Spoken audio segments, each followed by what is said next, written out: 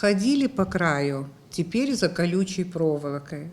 Осужденные по наркостатьям в Дранском СИЗО. Проклятое зелье под названием наркотики губит нашу молодежь. Другие же, распространяя наркотики, вступают в конфликт с законом и оказываются в местах лишения свободы. Что толкает людей заниматься распространением наркотиков?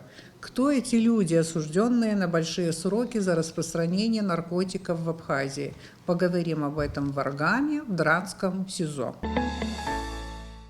Спасибо, ребята, что вы согласились с нами пообщаться. Так получилось, что местные заключенные как раз-таки по наркостатьям, они не решились говорить с нами на камеру. Посмотрим, что из нашего общения получится. Почти каждый день мы получаем оперативные сводки от МВД. И в основном речь идет о задержаниях закладчиков наркотиков. Да, и иногда создается такое ощущение, что Абхазию просто заполонили наркотиками. И поэтому нам было, как журналистам, интересно разобраться, из каких стран, из каких республик, кто эти ребята вообще, которые попадаются по таким статьям. Наркотики губят нашу молодежь. И поэтому, когда мы обсуждаем такую проблематику в социальных сетях, обычно мы как-то снимали передачу с женщинами-закладчицами, которые сидят у нас там в МВД, да, и были люди, которые сочувствовали, но основные комментарии были очень негативные, потому что в Абхазии очень много молодежи погибает от наркотиков, погибает от передозировки наркотиками. И поэтому люди высказывают очень много негативного в отношении людей, которые распространяют наркотики. Мы сегодня решили с вами пообщаться и попытаться понять, что вообще толкает людей на распространение наркотиков, что заставило, что стало основной причиной, что люди взрослые, которые понимают, что это дело опасное и грязное, и в то же время они занялись этим. Я надеюсь на то, что вы все-таки настроены поговорить с нами. И хотелось бы, чтобы каждый из вас коротко рассказал о себе. Откуда, из какого города, из какой страны, какое образование. Давайте знакомиться. Я Телегин Герман Юрьевич, 1985 года рождения, осужден на срок 15 лет, более 3 лет уже отбываю наказание здесь, в Дранской тюрьме. Что толкнуло меня? У меня там, скажем так, стечение обстоятельств. Не сказать, что там нуждался в каких-то деньгах очень сильно. По жизни чем вы занимались до того, как оказались здесь? Я бывший военнослужащий, я офицер запаса. В последнее время у меня был артиллерист. И в последнее время занимался ремонтом автомобилей. У меня был автосервис небольшой. Занимался этим. Просто ситуация так сложилась. У меня ребенок инвалид, понадобились срочные деньги. Не особо великая сумма, но просто в короткие сроки нужны были деньги. Поэтому на любой способ заработать был уже готов. Как на вас вышли? Через интернет, ссылки, бывают подработки. В данном случае не на вас вышли, а вы сами я вышли. Сам, да. Ссылочка была, там в чат перешел, начал общаться, там достаточно долгое время не понимал, чем нужно будет заниматься. Предложили, согласился. Вы знали, что это наркотики? Да. А можно узнать, какую сумму вам предложили? Там 500 рублей за закладку, 200 тысяч должно было рублей получиться за то, чтобы сюда приехать. Вы первый раз приехали в Абхазию? В Абхазии вообще ранее бывал. С этой целью приехал первый раз. Вы не подумали, что вас ждет наказание? И вообще изучали законодательство, прежде чем заниматься наркотиками? Какой срок вас здесь ждет? У человека такая натура, то, что всегда надеется на лучшее для него непосредственно. Не думал, что попадусь. И как ваш больной ребенок сейчас? Без изменений. То есть ребенку не помогли еще? Вот деньги вам нужны были на его Не лечение? собрали нужную сумму. Ребенок сейчас ходит, там, занимается в спецшколе. Там, то есть не тот, скажем так, уровень, который я ему хотел дать. Почему мы должны вам поверить, что у вас было именно... Вот это же вызывает сочувствие у зрителя. И часто наши зрители нам говорят, вот почему вы им поверили? Они могут лгать. Почему сейчас мы должны поверить вам, что у вас была такая причина помочь больному ребенку? Ну, это не знаю, это уже ваше усмотрение. Верить мне или нет. Я говорю то, что как есть. Хорошо, спасибо. Пожалуйста, расскажите о себе, откуда вы и каким образом оказались здесь, вот, Я Нур Фарук, гражданин Таджикистана. из Таджикистана, да? Уже 8 месяцев почти здесь в Ветранда нахожу. Мне 15 лет срок дали. Сколько сейчас лет вам? 22. 22 года. Каким образом, что случилось, почему вы решили заняться наркораспространением? В Абхазии, кстати, очень много граждан из Узбекистана, Таджикистана работают люди и зарабатывают честным трудом в Абхазии. А вы решили на легкие деньги, да? Или вот что произошло? вообще-то- Давайте сами расскажите. Да, вообще-то меня обманули, я сюда приехал, то, что на визу надо сделать. А потом я эту работу нашел на Телеграм. Они мне сказали, вот такой работа есть. Они не говорили то, что это наркотик туда-сюда. Они говорили, табак есть, это надо поднимать, на 4 места надо положить. Но это забрал на это место, положил, и все, потом меня поймали. Когда они меня поймали и открывали, это там наркотик метадон. Они назвали так. Они вообще, когда я эту работу нашел, они мне говорили, это табак, просто табак. Просто табак? Да. Почему вы оказались таким наивным, что в наше время... А зачем табак надо было где-то закладывать? Ну, не знаю. Сами Не то, что... когда-нибудь употребляли наркотики? Не, вообще. Вы считаете, что вас обманули? Да. Да, но это немножко наивно, когда речь идет о табаке, потому что табак же не запрещен практически. Почему табак вы не могли кому-то, если нужно было передать, просто передали бы? Почему вы подумали, что они не врут и за это вам еще и платят? Ну, я вообще ему доверял, то, что он, это мой земляк таджик был, он со мной по таджикски язык разговаривал. То есть вы считаете, что ваш земляк вас подставил? Да, Да. С вами были еще двое. да, Они сидят в тюрьме да, здесь? да. Они тоже не поняли, что Один они со мной за- приехал, мы на это виза вдвоем приехали, который мы это живем в гостинице, а там еще один туркмен есть. У меня сим-карта не было на телефон. Я его телефон взял, он мне скинул. У меня интернет не был. Я через его телефон это взял, через его телефон я положил. А когда нам поймали, на мой телефон ничего не было, на его телефон нашел. А потом нам 3 человека посадили. Какое Они- у вас образование? Вы заканчивали школу, наверное, да? После школы не учились нигде? Нигде не учили. А кто у вас из родни в Таджикистане? Родные? Ну, мама, папа? Да, мама, папа, все есть, да. Сестра. Ну, я почти 2 года это занимался на этот Москва, на шаурма. Потом я в Краснодар приехал, а там тоже это шаурма работа. У меня документ закончил, я приехал сюда для документ. Потом работу нашел в Телеграм. Вот так работа. Они мне то, что не сказали, это наркотик, туда-сюда. Они мне сказали, это табак, просто табак, положи и все. Почему вы в Телеграме искали, когда здесь ваших земляков очень много, и у них у всех есть работа, и они, насколько я понимаю, друг другу помогают, и вместе как-то Да, я работают? приехал, 2 дня я работал в рынок. По 500 рублей, по 1000 рублей грузил, загрузил. А потом там говорили, что хорошая работа есть. Вы соблазнились. Вы соблазнились, хорошо. А сколько ему предложили денег? Мне интересно. Ну, знать. почти 500 рублей. Одна закладка Да. 500 рублей, Да. да? Наверное. Мгм. Хорошо, давайте, молодой человек. Здравствуйте, меня зовут Алексей, из города Санкт-Петербурга, 85-го года рождения. Что привело меня в Абхазию, это быстрый заработок денег. Соблазнился на деньги как есть. Просто оказался в тяжелой жизненной ситуации, скажем так. Понадобились деньги. Чем вы занимались? А я участник СВО.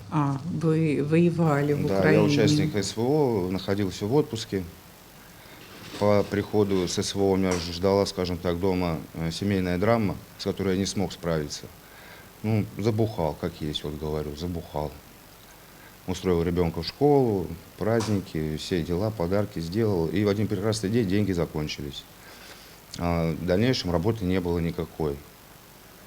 Встал на учет, как она называется-то, где работу предлагают. То есть, ну, там объявления были такого плана, там дворники, не дворники, грузчики, как бы не было желания такими заниматься. Да, как-то подумал, что быстро заработать можно денег и взять себе «Газель», заняться грузоперевозками в своем городе. Вы хотели заработать деньги, купить «Газель».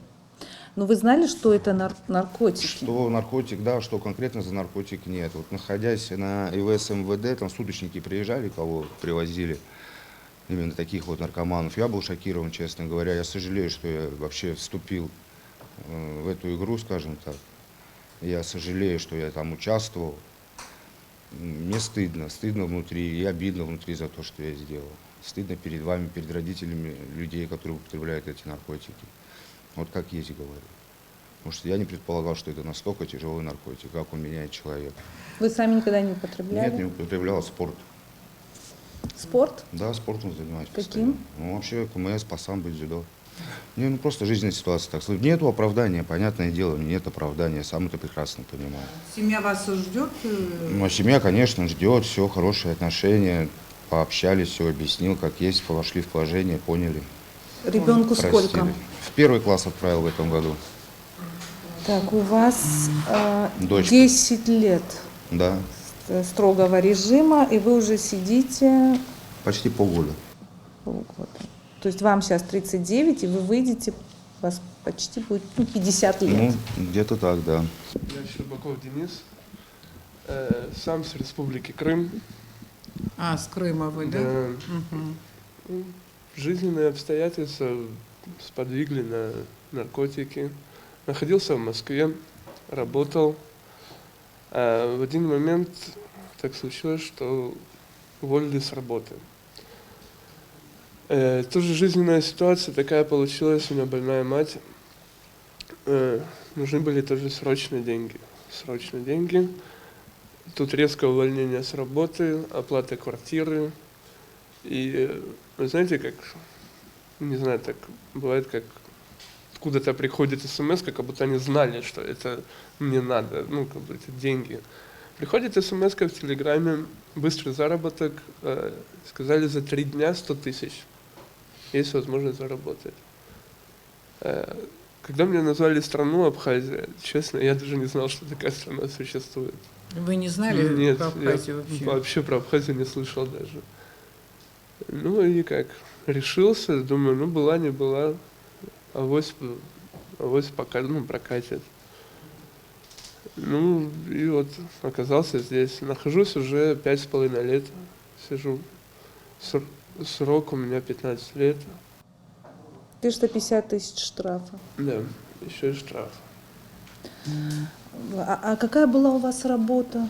Вообще я по образованию юрист. Юрист? Да, У вас высшее образование? высшее образование, Высшее образование. юрист я. И, ну, так получилось, в Крыму я попал на переход, когда 2014 год, Украина, Россия. Так получилось, что тоже побывал чуть на Майдане, вот это когда все начиналось. Вернулся в Крым, устроился помощником нотариуса был, года 2, наверное, где-то. И вот этот пошел спад, инфляция, зарплата все меньше, меньше, меньше. И тут друг предложил уехать в Москву, у него там знакомые, больше денег можно заработать. Согласился, поехал, сначала устроился на стройке, работали с другом вдвоем, в итоге ничего не получили, не заплатили. Ну ничего, мы духом не упали, пошли работать на завод.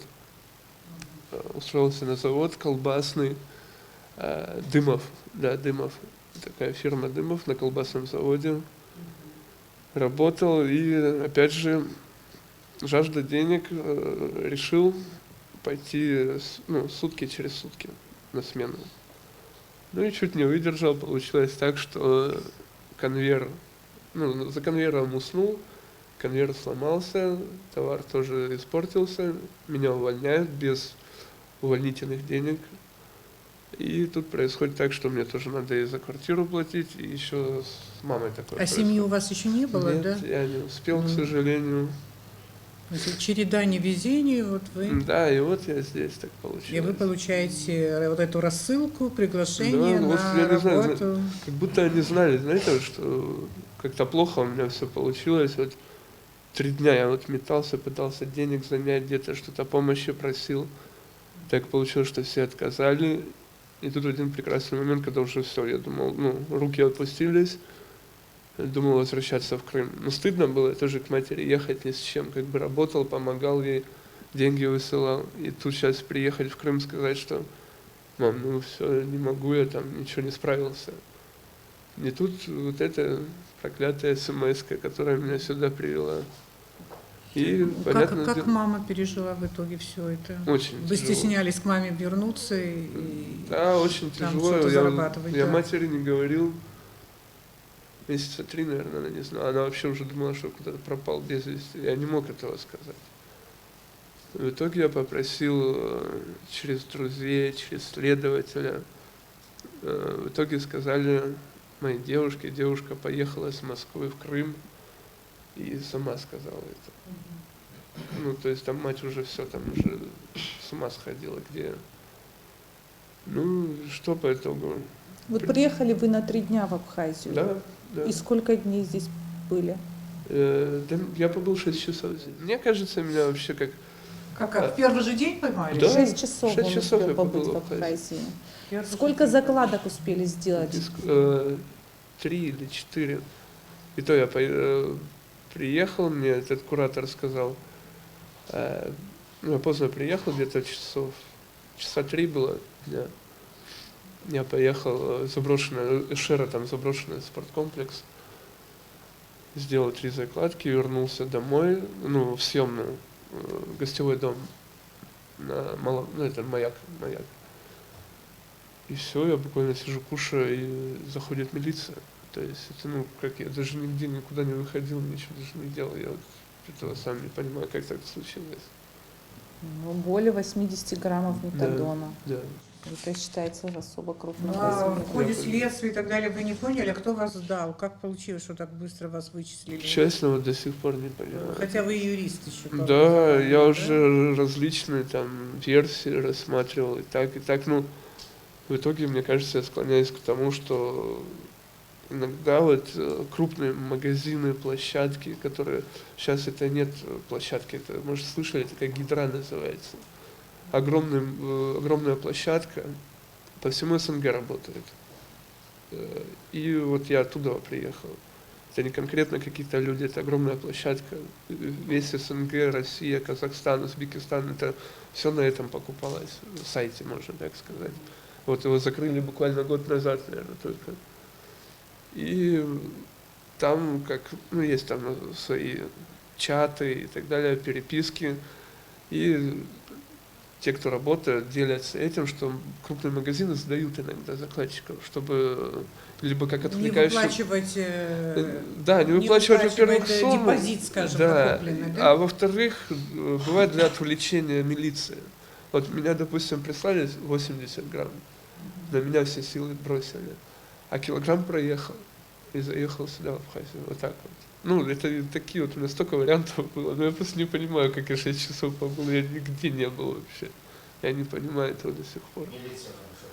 Милиция хорошо работает. Милиция в Абхазии хорошо работает, да? Оперативно, я бы сказал. Ботьев Вадим Александрович, 2001 года рождения. 15 лет строгого режима дали мне. Сижу 2 с лишним, чуть 2,2, по-моему, я не считаю срок, в принципе. Попал сюда, ну, как и все, большинство здесь из-за легких денег, можно сказать. Подростковый максимализм сподвиг на это все, потому что я не хотел зависеть от своих родных из-за неких причин. То есть я с 14 лет не живу дома. Я ушел в 14 лет, так и не возвращался до сих пор домой. Дома знаю, что я сижу, но особо как-то внимания этому не уделяют, в принципе. А кто дома? Дома мама, братья младшие, бабушка с дедушкой. Они обижены на вас? Насчет мамы не могу сказать точно, но с ней у меня какие-то особые отношения. Можно сказать то, что меня она не воспринимает как своего ребенка. А насчет бабушки и дедушки скажу то, что они меня любят, да, но и переживают, но помочь не могут ничем, да и я не возьму от них помощи никакой, потому что 2 младших брата на них сейчас сидят, потому что мама постоянно вроде занята, работает. Вот. Да и у бабушки с дедушкой здоровье тоже уже как бы не очень хорошее, бабушка постоянно по больницам и почти не ходит. Как сюда попал? В один момент, когда я жил один уже, знакомый мой меня встретил на улице. Я был без работы, тогда только уволили, я не знал, куда деваться, потому что, еды дома не было, денег никаких не было, в принципе, вообще. Он предложил поехать, но сказал, что это наркотики, да, но совсем за другое говорил. Что такое метадон, я вообще не знал. И, в общем, получилось так, что приехал я не один, а с девочкой сюда, которая сейчас тоже на данный момент сидит. Но ее я совсем не знаю, тогда я ее узнал день от силы. Приехали сюда мы вечером, и на следующий день как бы начали работу. Мне сказали то, что я раскладываю барбитураты, лирику. Я не знал, повторюсь, что не знал, что такое метадон. Никогда не знал и не видел людей, которые его употребляли. В тот же день, когда мы начали работать, нас в тот же день и поймали. Мы сделали там что-то в районе 14 штук, но и то это не попало никому в руки. Это все в ходе не знаю, как то можно выразиться точнее, сотрудники все изъяли на месте. То есть мы показали им места, и это все было изъято. Кто-то координировал вашу работу? Как это происходит? Куда надо закладывать наркотики? Координации особо не было, просто было место, как сейчас это популярное название, мастер-клада. То есть место, где лежит много уже расфасованных чеков. Вот, и говорят просто в том районе класть и все. То есть нет особых координатов мест, где класть, просто говорят район. Я, может, пропустила. Через границу вы провозили наркотики? Вы здесь, в Абхазии, получили их? Здесь. А как вы их получили? В Телеграм приходило сообщение от человека, с которым мы сотрудничаем. И он говорит местонахождение свертка. Он скидывает фотографию с геолокацией, и приблизительно в этом районе мы должны были раскладывать. Скажеников Павел Владимирович, 75-го года рождения. В Абхазию приехал по статье, по которой, в принципе, тут все сидят, присутствующие в зале. У всех, наверное, 224-я, да, статья? Да. 224-я, хорошо. Сижу уже 5 лет 3 месяца, довольно долго, дали 13,5 лет. В принципе, что сподвигло? Наверное, как и всех здесь, да, жизненные обстоятельства, скажем так, больше что еще сказать. Приехал намеренно, да. знал, куда ехал. Чем вы занимались, прежде чем сюда приехать? Ну, ваш образ жизни до того, как вы... До того Да. я отсидел 20 лет на Руси. Вот. Статья какая, за что? Ну, я сидел за двойное убийство. После освобождения, вот, естественно, не работая, ничего остального. Поехал на рывок, как говорится. Поставил все, что оставалось, можно так сказать. Вот и все. Все очень просто. А вы не думали о том, что это преступление наказуемое, и Я какой знал, уголовный кодекс, что какое это- наказание жесткое Да, вас прежде ждет? чем ехать, я посмотрел статью, посмотрел, что вплоть до пожизненного могут до этого дать. Я это все знал. А что, безвыходная была ситуация или... Не Неужели так, чтобы, на свободе не хуже, так- чем в тюрьме? Не так, чтобы совсем безвыходная, но критически были нужны на тот момент деньги. Да. Какую сумму вы хотели заработать? Какую? Ну, так, в принципе, в течение месяца, сколько я находился, ну, там 1500 выходило в общей сложности. И сколько времени вы находились в Абхазии? Около месяца. Кто вас ждет на свободе? Семья, близкие, родственники? Ну, родители живы еще, да, дочь. А, дочка, вы сказали? Да. А, есть дочка. Семья была у вас, да? Да, была семья. 20 лет вы прямо отсидели? Прямо отсидел, да, как есть. Все 20 вы отсидели, да? И каково было еще Вам раз сейчас 47 лет, вернуться? вы еще 20 лет сидели, и здесь уже вы вообще, получается, совсем молодым юнцом попали в тюрьму. Ну да, практически после армии сразу. 28 ноября 1988 года рождения. Имею 2 неполных высших образования, 2 бывших семьи, 3 дочери. Здесь оказался не ради денег. Я знал, что меня посадят, не знал где.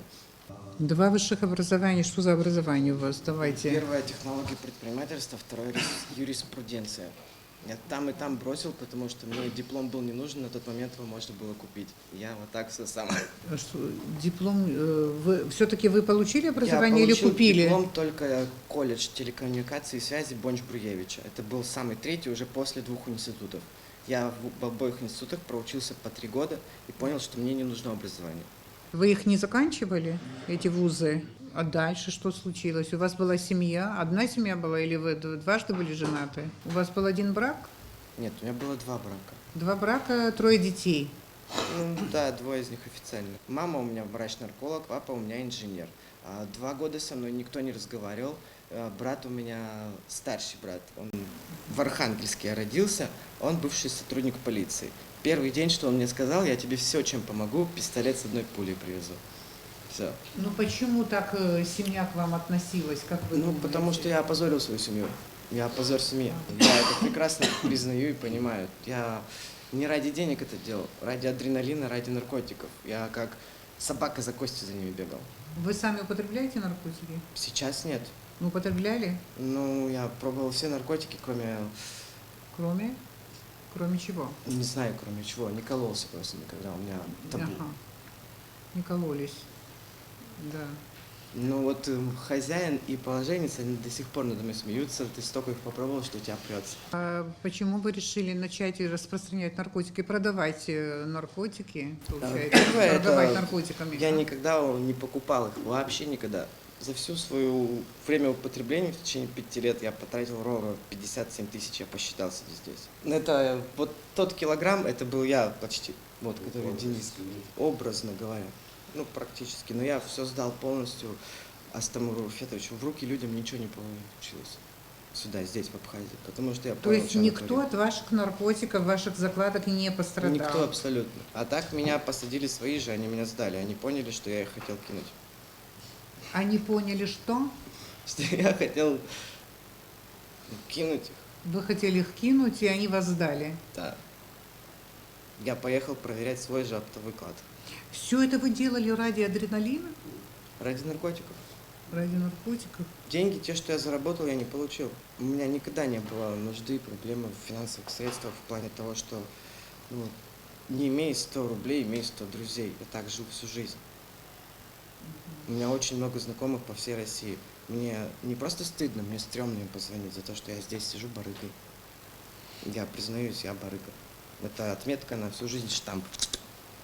А сколько лет вот вам дали? 17. 17. Меня пожалели, мне мало. Кстати дали. говоря, самый большой срок у Ну, вас, вот из всех ребят, которые... 17 Я благодарю, что не штраф пожизненное. миллион. А? Еще штраф 1 миллион. Ну да. А почему-то как-то весело, опереточно рассказываете об этом? Или это такая реакция Это на реакция, я судьбу? сильно нервничаю, я пытаюсь сдержаться. Если исключительный пример, даже моя первая супруга, она меня боится, она не дает общаться с детьми. Моей старшей дочери 14, я видел ее 5 лет назад. Ни одной фотографии я сейчас не имею. Только мои родители общаются и видят их. А другой пример, что такое наркотики в моей собственной жизни. 5 друзей я потерял. А 2 из них захлебнулись, они имели все в этой жизни, 5000 каждый день папа давал, тот и тот. 3-я подружка, она повесилась, пока я здесь сижу. 4-я сошла с ума до сих пор где-то там. Вот все, что такое наркотики. Я считаю, что этих людей, которые нас на них садят, надо убивать, как на Филиппинах, на Китае. Только первые 2 раза промахиваться. Не, все это когда вы поняли? Когда вам дали 17 Когда лет? Астамбул Или Руфетович включил мне голову в своем кабинете. Тимур Руфетович это начальник Ну, УКОН, да? Почали, да. Он до сих пор его слова помню. Тебя было не остановить, море было по колено. И только он меня, пожалуй, вот мог остановить, потому что в России не могли остановить. Меня освобождали, отпускали на месте.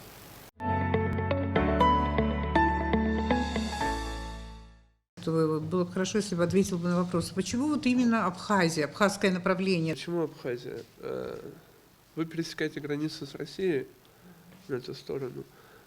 Сейчас я не знаю, но в то время этот наркотик, грамм метадона в России, он стоит 3000. Ты пересекаешь границу с Абхазией, он стоит 40 000. Одна закладка, которую вот покупают и травятся. Вы понимаете, почему сюда все едут? Почему отправляют сюда? Потому что здесь цена такая. То есть ты там берешь, допустим, грубо говоря, за 100 рублей, а здесь ты продаешь его за 10 000. То есть как бы выгодно очень. Ну, выгодно, чем это делать там, скажем, по России По где-то. России, конечно, там 1000 этих магазинов, сайтов, ну как и здесь, в принципе, этих, кто продает.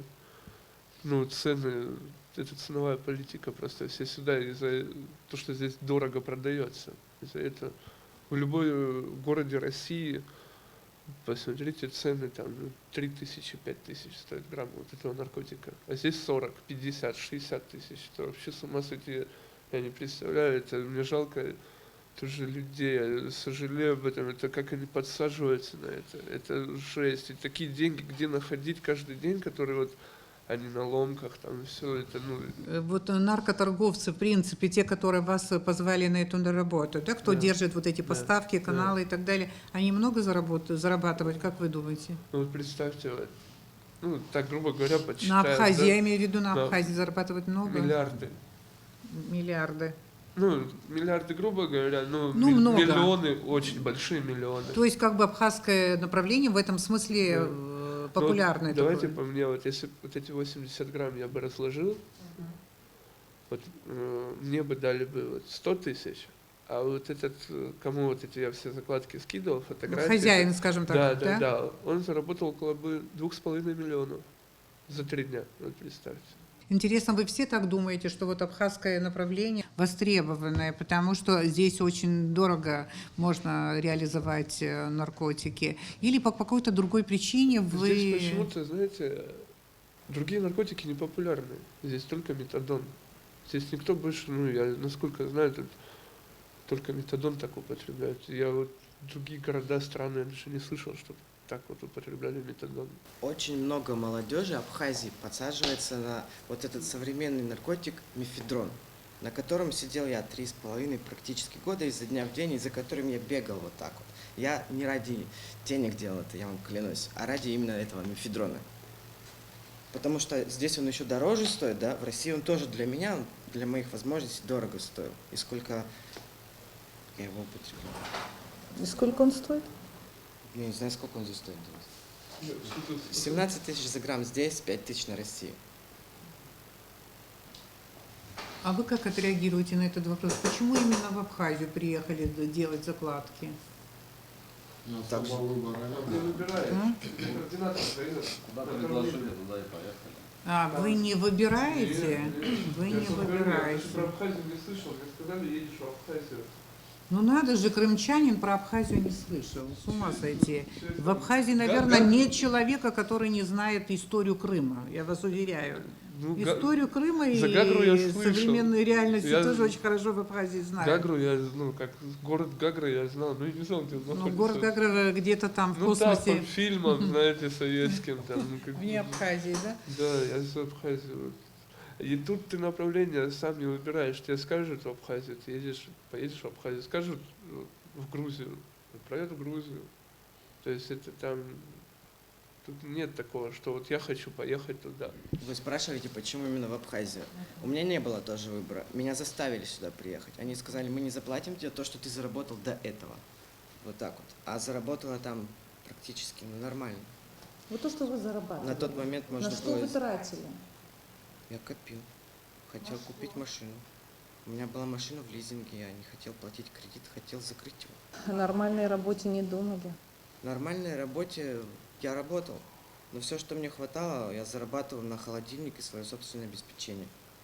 А зарабатывал я 100-150 тысяч стабильно. И мне их не хватало. У меня вопрос вот к каждому из вас. Получается, вас использовали люди, которые зарабатывали деньги. Они до сих пор наверняка зарабатывают деньги, вовлекая других, может быть, наивных, а может быть и не наивных. Но они как-то после, вот получается, вы большую часть своей жизни уже должны провести в тюрьме, и никак не пытаются ни помочь, ни выйти на вас, ну как-то поинтересоваться, вас поймали, что вас дальше ждет. Ничего такого не происходит дальше. Каждый из вас на какой день попался? Вот тоже интересно. Это наши правоохранительные органы, наверное, да, вот работают хорошо, может быть, гораздо лучше, чем это было раньше. Возможно, что начали использовать новые технологии. Обычно, когда мы эту тему обсуждаем, они говорят, что проблемы с использованием новых технологий. Но, видимо, там в этих структурах тоже уже есть люди, которые хорошо вычисляют. Вот поэтому так быстро находят закладчиков. Вот каждый из вас, в какой день вас обнаружили в Абхазии? Я вам скажу, это не новые технологии. Понимаете, я в Абхазии находился неделю. Вот 6 дней я просто отдыхал в Абхазии. На 7-й день я поехал этим заниматься. И спустя, не знаю, там 2 часа после того, как я уехал, меня уже арестовали сотрудники. А как? Да. А вот как? Не знаю. Честно, не знаю. Это, скорее всего... Ну, вас вычислили каким образом? Почему вы отрицаете сами же наши использование? работодатели, так скажем, об этом и позаботились. Почему? Вы же 6 дней отдыхали, что означало? Вы делали закладки? Нет, я не делал Ничего закладок. вы еще не Вообще сделали. ничего. Они У меня вам даже- еще ничего не должны были. У меня даже не было наркотиков при мне. Ну, а зачем? А с чем вас Вот поймали? 6 дней вот меня ни У вас один не- сотрудник не остановил, ничего. Ну, на посту ГАИ 1 раз остановили, да. Да. Никаких проблем не было. Вот именно 7-й день я поехал заниматься этим. За и- вами и наблюдали, сразу же, как вы думаете? И сразу же в Наблюдали за лесу вами, где-то, ждали, в Гальском когда вы районе уйдете? меня там нашли, типа случайно туда приехали. Ну, это тоже абсурд. Вы, скажем, попались случайно. Ладно, хорошо. Вы в какой день попались? Это 4-й день попал. 4-й Да. день. Сколько закладок успели сделать? Ну, я это 4-й день. Ну, я 4 положил. И потом это хозяин говорил, паспорт свой скинь. Я паспорт ему скинул, а вышли из дома. А через полчаса или час меня поймали в это Ошхана. Вы успели что-то получить от ваших закладок? Вам Ну, заплатили? Да, 2000. Сколько? 2000. 2000. Да. 2000 рублей. Да, да. 4 закладки. Вам ничего и не заплатили абсолютно. Вот ваша история это вообще.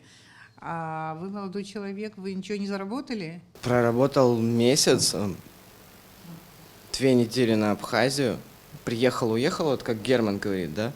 И там паузу всегда выдерживали, и там, как если дальше больше они работают, ничего не поднимали крупное. Первого поймали, и потом каким-то образом меня отправили проверить то же самое, что я привез, раскинуть.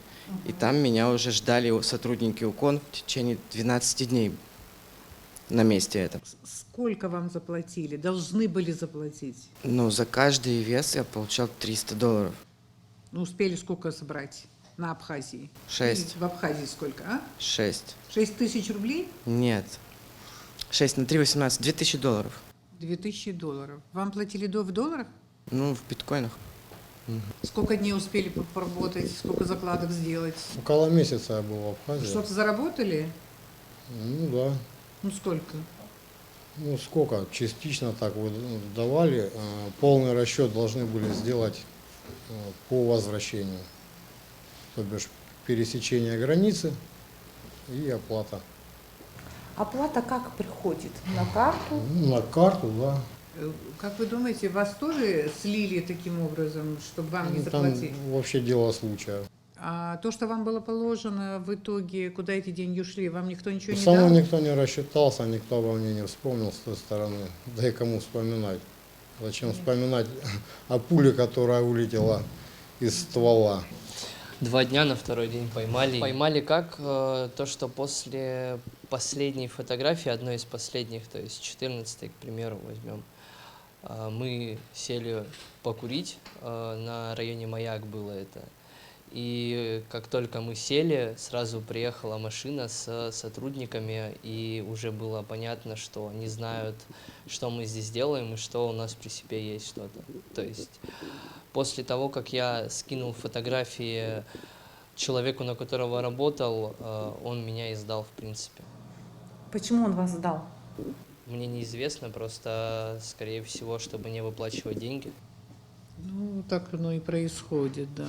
Я вам уже рассказывал. Да, он рассказал Я уже. побыл всего лишь 6 часов. Я побыл. 6 часов всего. А вот Я вы- помню только вот увидел из Сухума, что набережную, ну как проехался до района Маяк, чуть-чуть увидел набережную и все. Вас тоже слили, чтобы не оплатить? Да, так я не знаю, просто даже, ладно бы я эти закладки бы разложил всего 80 грамм, но они все эти вот там 74, ну, 74 весом, и 4, получается, я успел положить. И ладно бы я всех разложил, а потом бы меня, ну, у меня даже этой возможности не было. То есть меня как-то вычислили или чего, я не понимаю, что он рассказывает. Вот Сколько поэтому- времени вы над этой проблемой думаете, пытаетесь О, понять, юрист? Это у меня загадка такая. Юрист. Может, когда-нибудь эта история и найдет свой конец. Я надеюсь, конечно. 3 дня был в Абхазии, на 3-й день задержали сотрудники милиции в гостевом доме. Сделал закладок 20-25. Заработали? А ничего не заработал, должны были уже по концу работы уже перевести деньги на карту. Сколько вам хотели заплатить? Ну, за тот полный вес, который у меня был, это в районе 150 грамм, 400 тысяч рублей. Как вы думаете, как вас так получилось, что быстро задержали? По той же схеме или у вас есть своя версия? Ну как, есть свои версии. Пользовался российской сим-картой. Российская сим-карта подключается к абхазским вышкам. Через сотового оператора устанавливают местонахождение. И все. Было такое впечатление, что в основном наркораспространители – это выходцы из среднеазиатских республик. Их тоже немало, но все равно вот посмотрите, вот я тут держу статистические данные интересные. Вот из тех, кто сидит сейчас в Дранском СИЗО МВД Республики Абхазия, да, граждане Абхазии, ну, наркораспространители составляют 37 человек, граждане Российской Федерации 39. Таджикистан 8 человек, Узбекистан растет вот такая динамика уже, да, 21, Туркменистан 1 человек, Осетия 1, Азербайджан 4, Грузия 1, граждане Армении 10, граждане Украины 3. В общем, Россия опережает, на первом месте Россия, на втором месте Абхазия, получается, да? Да, к сожалению, местные заключенные по наркостатьям сегодня не пришли на эту беседу. Я понимаю, что близкие родственники очень обижены на вас, правда же? Я так думаю, вы сами расскажете об этом. Если даже они обижены, все равно они вам сочувствуют, и они, наверное, переживают за вас. Вот что происходит в вашей жизни со своими родственниками, со своим домом, с семьей? Вы общаетесь? Или такой возможности нет? Адвокат, если приходит, на словах что-то можешь передать, а он уже в дальнейшем как бы звонит родственникам, и что-то, ну, говорит, как там, передаем привет, ну, понятно, как-то стараемся, чтобы тоже поддерживать, чтобы знали, что все хорошо, что как бы мы тоже пытаемся, ну, я, по крайней мере, пытаюсь, чтобы у меня мать не унывала, там, не переживала, Адвокат приходит, там пытаюсь как-то передать через него, чтобы сказали, там, что у меня все хорошо, мам, не переживай, все, срок когда-нибудь закончится, главное, дождись, и все. А что вы им хотите сказать? Вот на самом деле, наверное, у вас нет возможности, понятно, с ними общаться по телефону, там, сделать звонок и так далее. Вот они в интернете посмотрят эту передачу. Вот что вы и кому вы хотите что-то сказать? Очень, единственное, только попросить прощения. Прощения, ну, У матери? у матери, наверное, у Абхазии тоже, что мы есть такие. Что мы тоже не подразумевали, что это. Нас обманули, и мы приехали сюда тоже. Не от легкой жизни мы приехали сюда, у каждого свое есть. И прошу прощения, очень сожалею, если кто-то пострадал, и кто страдает от этого. И на будущее, кто сюда собирается ехать, заниматься этим, не надо этого делать, не надо. Это... Тут вся молодость сейчас, вот я в тюрьме, у меня вся молодость проходит. Люди не умеют на чужих ошибках учиться. Хотелось бы, чтобы очень многие учились на ваших ошибках, да? Потому что завтра, послезавтра и так далее придет информация о том, что еще нашли закладчиков, еще задержали закладчиков. Ребята на удочку легких денег все-таки попадаются и попадаются каждый день. Я вот хочу обратиться ко всем, кто, может, хочет этим заняться, кто-то хочет приехать сюда. Какие бы проблемы ни были, они решаются не таким путем. Приезжайте в Абхазию отдыхать, да? Безумно красивая страна. Все решается, но не таким путем. Не будет того куска хлеба, можно кусочек на двоих тоже поделить, покушать тоже найдется. Но, как говорится, легкие деньги это только в мышеловке бывают.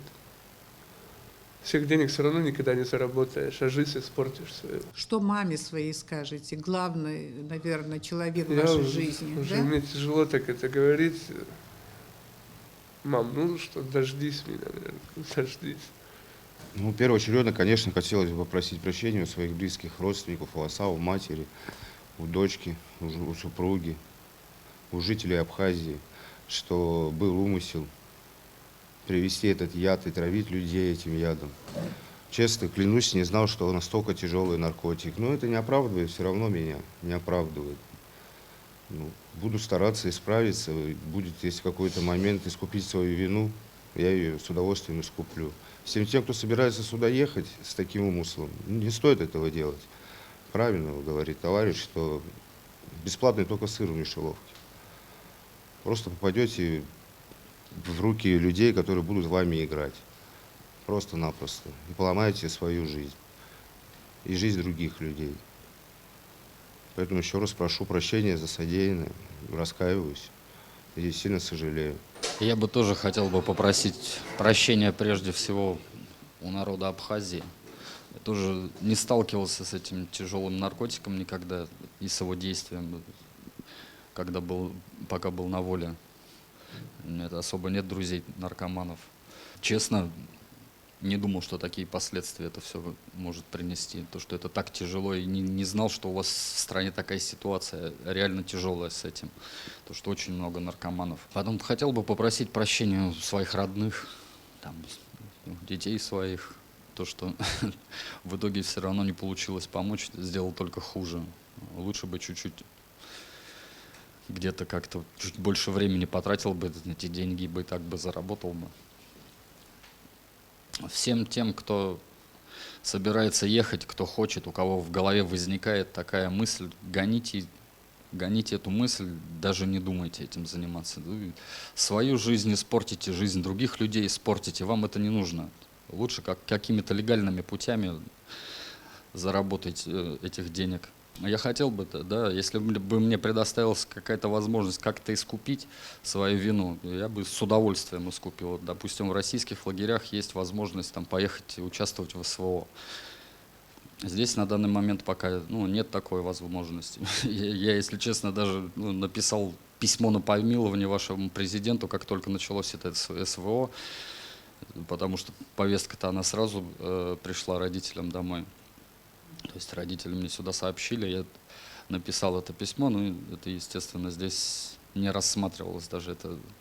И сейчас вот в данный момент тоже там родители у меня пытаются меня экстрадировать в Россию, ну, чтобы с дальнейшим убытием на СВО, для участия на СВО, потому что как бы я офицер запаса, да, боевой опыт имею, я участник грузинско-осетинского конфликта этого в 2008 году, хоть короткое время, но принимал участие. Лучше много думал над этим. Вот много знакомых потерял сейчас там. Ребят молодых очень много там сейчас гибнет. И я думаю, лучше я туда поеду, гораздо более опытный человек, чем вот сейчас там кого-то набирают. Они там автомат-то в руках не держали, эти люди.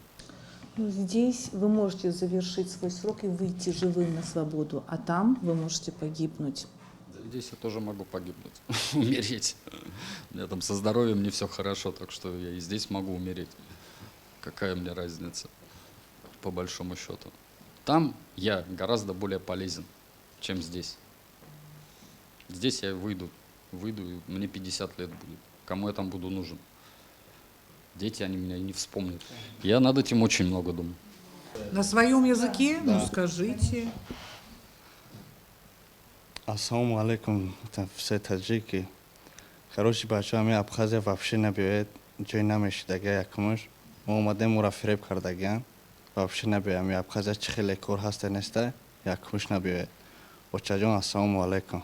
Просить прощения хотел бы только у бабушки с дедушкой, потому что кроме них за меня никто не переживает в принципе.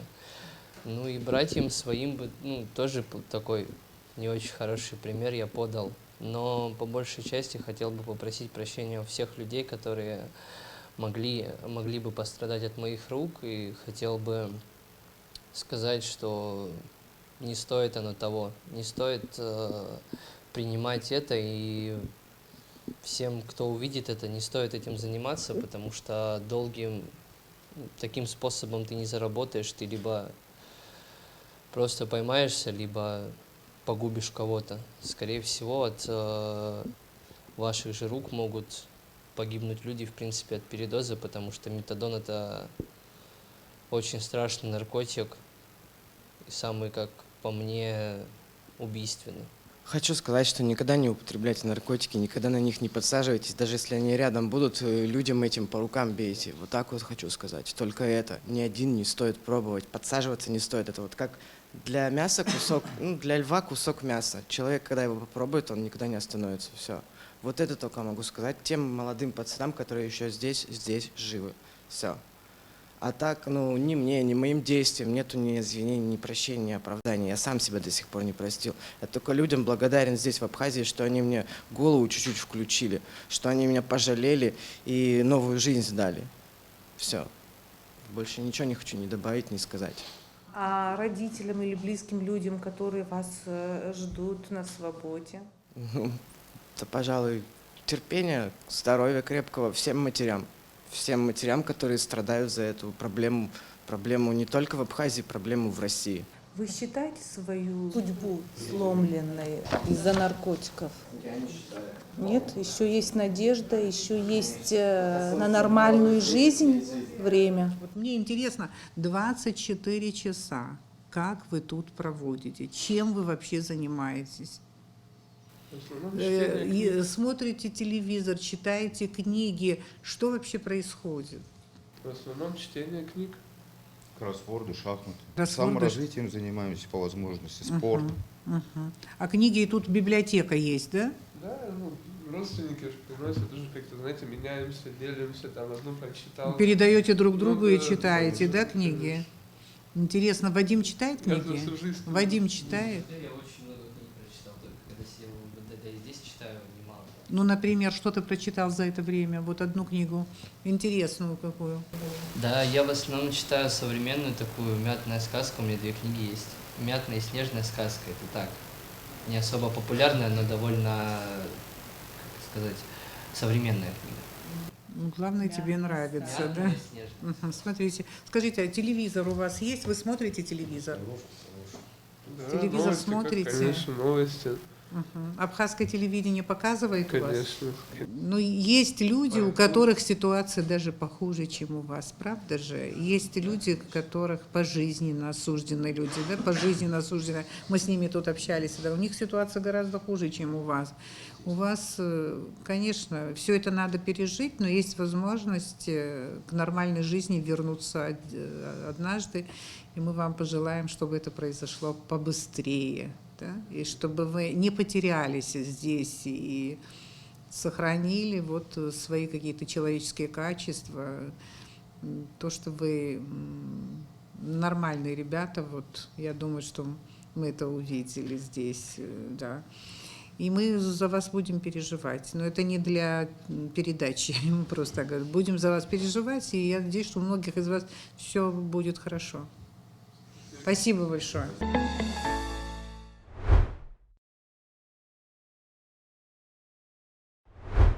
Продолжение Аргамы. После записи в Дранском СИЗО мы пригласили в студию начальника управления по контролю за оборотом наркотиков МВД Республики, полковника милиции Астамура Пачалия. Здравствуйте. Здравствуйте. Да, мы под определенным впечатлением от общения с группой заключенных по наркостатьям в Дранской тюрьме.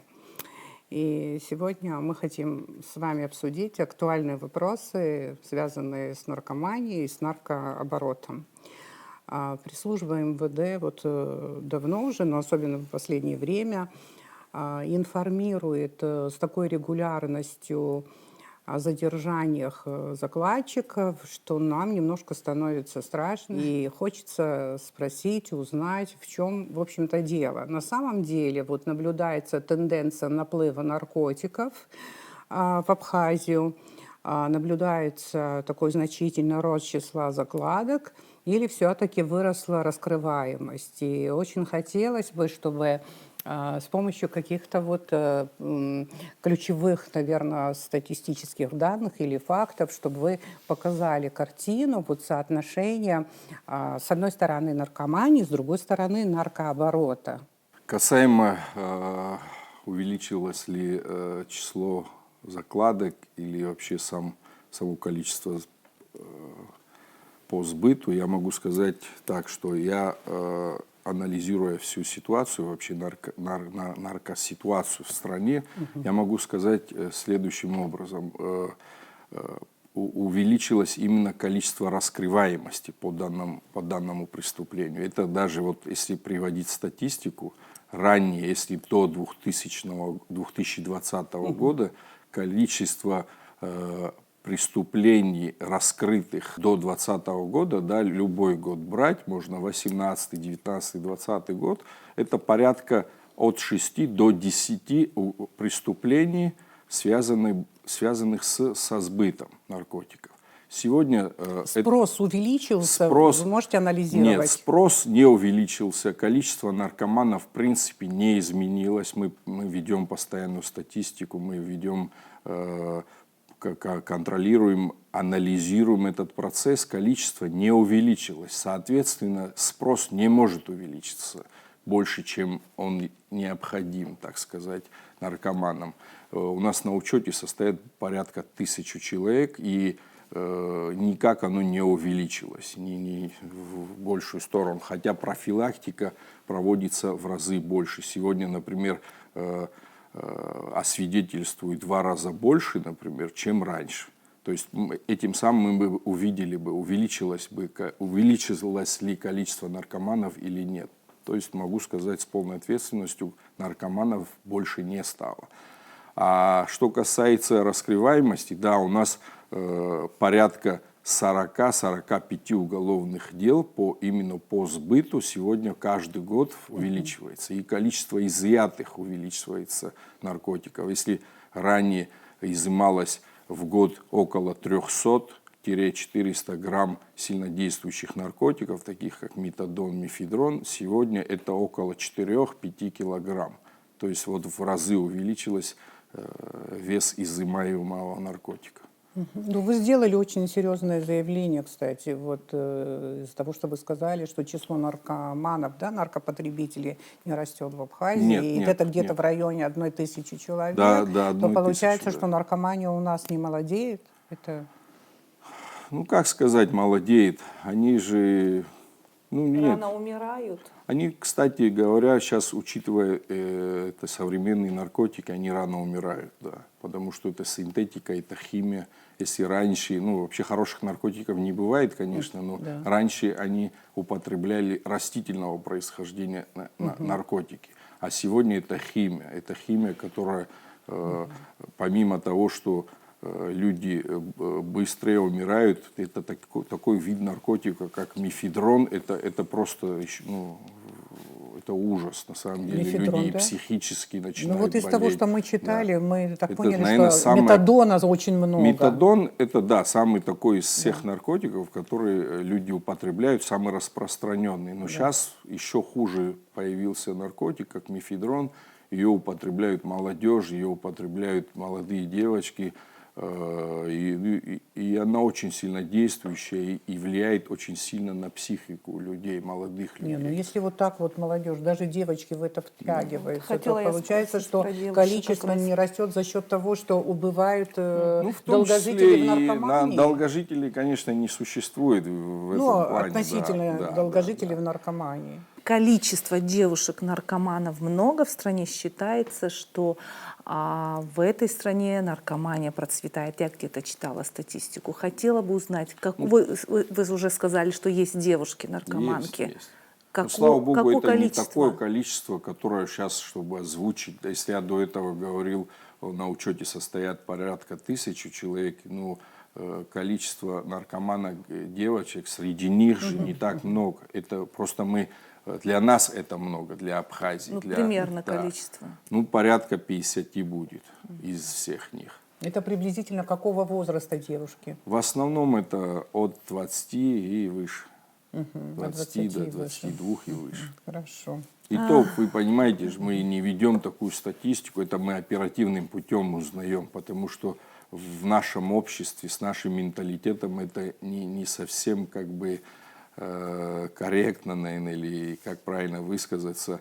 Но мы доставлять девушек молодых не совсем получается в этом плане, чтобы вести учет, чтобы вести статистику, их надо доставить в наркодиспансер и так далее, и так далее. И, соответственно, мы точные такие цифры, у нас их нет. Но оперативно мы знаем, что порядка 50 человек по всей республике у нас есть наркоманки. Если говорить об общей статистике, какое место занимают преступления, связанные с наркотиками? Ну, одно из ведущих мест. Первое, второе, Ну, третье да. место. Да. В Какое? России, вот, например, среди преступлений, наркопреступления занимают 4-е место. А у нас приблизительно какое? Я думаю, так же. У нас практически все одинаково. На первом месте у нас какие виды преступлений? Кражи, конечно. Ну вот в Дранской тюрьме вот, число заключенных немножко переваливает за 300 человек. Точно могу не назвать, поэтому не решаюсь. 300 с хвостиком, скажем, да, человек. Значит, среди них по наркостатьям сидит 126 человек. Потому что по наркостатьям сроки больше. Из-за этого они больше их сидят. Понимаете, за кражу он отсидит год-два и выходит. И, преступлений-то их больше, чем наркостатьи. А То есть ему они 15 задерживаются лет, в да, тюрьме, их просто получается. задерживаются они в тюрьме, потому что статьи у них другие, там срока идут за сбыт, 15 лет дают, меньше не дают. Минимальный срок это 15 лет. Вот и из 7 человек, которые пришли к нам на встречу, то есть согласились пообщаться с телевизионщиками, с журналистами, да, только один человек, я не знаю, слово «только» уместно ли, да, вот один употреблял наркотики, понятно, до задержания, да, а все остальные нет. Вот, но самый главный вопрос, который мы задавали там, значит, и хотим задать вам, потому что у вас теперь уже большая практика и опыт работы большой, и фактологии, конечно, много.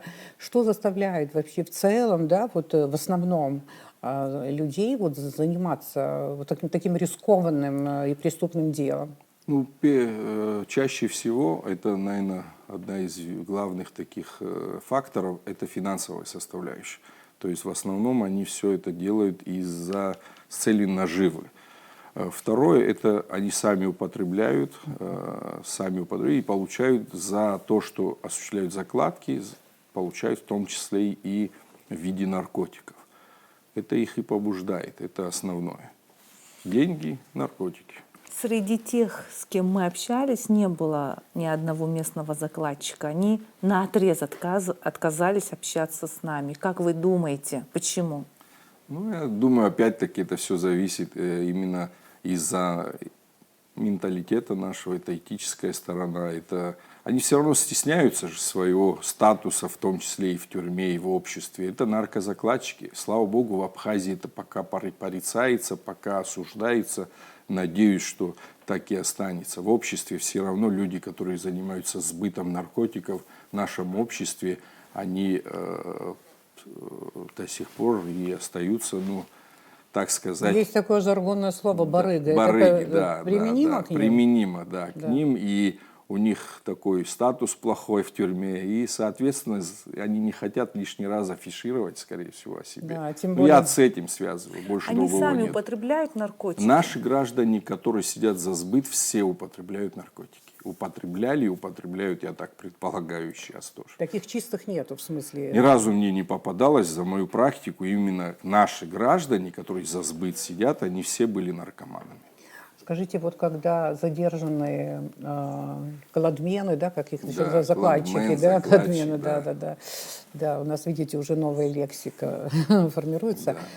Скажите, когда они говорят, что их заставила это сделать тяжелая какая-нибудь, ну там тупиковая, скажем, жизненная ситуация, насколько это соответствует действительности? Как часто они говорят правду? Ну, чаще всего они говорят неправду, потому что я тоже раньше, пока не работал в милиции, я тоже думал, наверняка это какая-то жизненная ситуация в жизни, но мы видим, что... Но ее тоже исключать нельзя, конечно. Бывает, она но тоже бывает. это очень малый процент, очень малый процент. Вот я говорил ранее тоже, что люди, у нас даже бывает рецидив, когда человек, отбыв наказание, тюремное заключение, за сбыт, отсидев свой срок, он очередной раз попадается. Очередной раз попадается за сбыт. При этом есть другие люди, вот в вашем анонсе его показывали, такой гражданин Российской Федерации Телегин. Он офицер запаса, он человек, который имел хорошую работу, все у него было прекрасно, ну, семья, там, дети. При этом он приехал сюда. И ничего его не заставило, потому что я знаю, что у него был хороший заработок. Они пытаются совместить здесь полезное, наверное, с приятным, наверное, солнце, море, песок, плюс и заработок. Я так предполагаю и вижу, что оно так и есть. То есть вы чаще не поверили всего. ему, Я когда ни он одному сказал, из что тех, у него была тяжелая жизненная и ситуация, ни больной одному из ребенок? тех, кого вы показали, я не верю, потому что я знаю, кто они есть, я знаю, чем они занимались на территории Российской Федерации.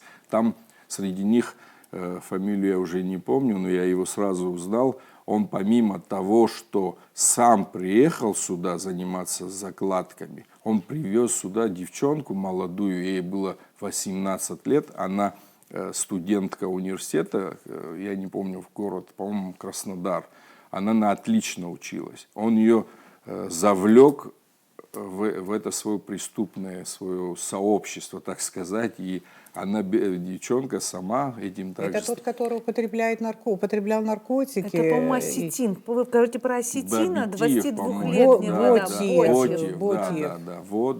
Вот он такой же, который сам людей привлекал для этих целей.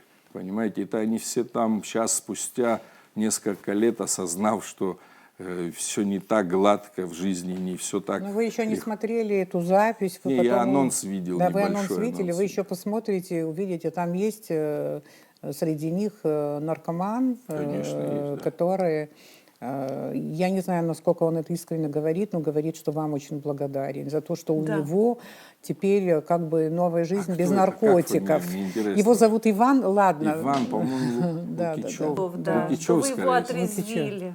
Может быть, да. Мы многих Несколько отрезвляем, раз он многих, да. упоминал Сразу ваше имя. улыбка появилась на вашем лице. Это приятно, Не, когда ну хоть я на не первый кого-то раз, можно кстати, это повлиять слышу. Я слышу, положительно. что многие из них молятся даже, слава Богу, что мы вот вовремя нас остановили. Да, Такие он в тоже таком бывают, контексте да. сказал, что у него Я 5 слышал друзей про в течение года, кто-то там погиб, кто-то там откуда-то прыгнул, а вот он еще жив, потому что благодаря вам за то, что Ну, слава он Богу, сидит в может, тюрьме. кому-то мы помогли. И еще у меня вот такой вопрос. Я замечала, когда люди обсуждают и в социальных сетях, и так просто в обычной беседе, ругаются, да, надо пожизненное заключение, дать, сволочи, их нельзя жалеть.